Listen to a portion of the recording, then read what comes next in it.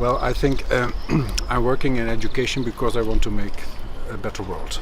And I think education is the most appropriate place to do it, to work with kids and to give them some wisdom of as adults, to think about who they are and who they want to be and how they live together.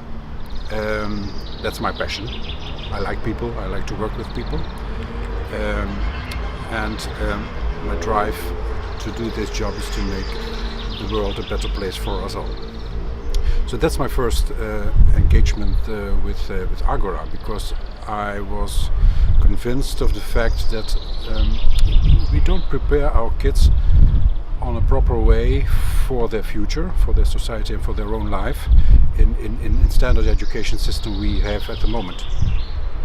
And that's a big frustration because I'm a kid of that system, and I had a lot of harm by the system.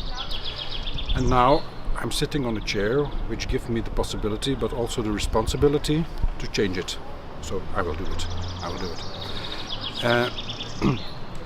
And then I thought by myself, what would be a better kind of education, not for the system but for the children. We have to deal with our children, not with the system, not with the book, not with the classroom, not with the school, not with the building. We have to deal with our children, and every child, I'm convinced about it, every child, Hannah Arendt says it, every child wants to develop. Every child is curious and every child wants to develop in a way with others. So no child wants to be alone. That's the starting point of learning, I think. I was in Bologna last year and I talked to a great group of people over there, educators, scientists, professors, politicians, and the place we talked was on the library of the theological faculty of the University of Bologna. I came in and I saw the room and I saw the building and I said, wow, what is this?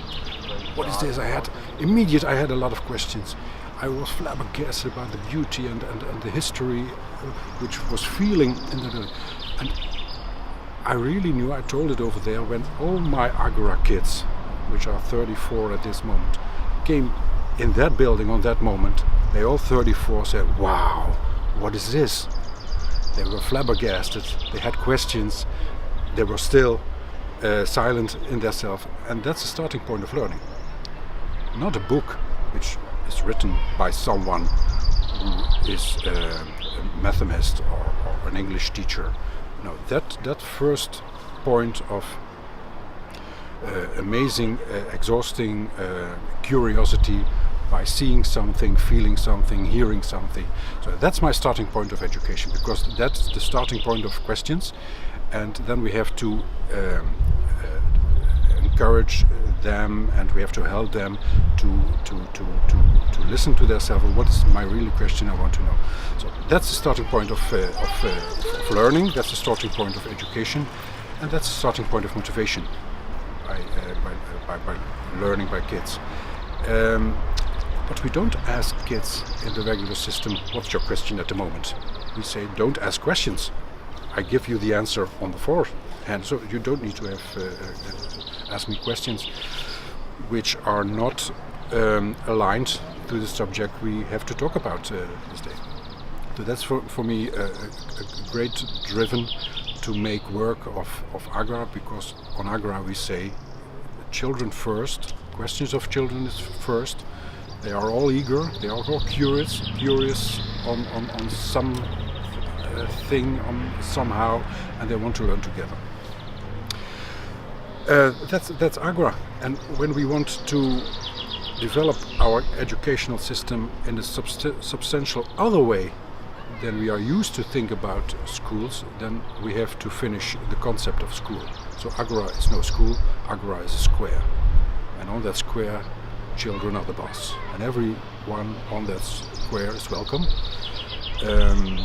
But on the proposite that you want to develop and to encourage the curiosity and development of the children who are on that square. You know what I mean? So that's the dynamic. So we don't need classrooms. We don't need tests. We don't need schedules. We only need kids, a square, and others, and an amazing world which is so rich to develop, and that's Agora. And we are doing it. It's not an idea, but we are doing it.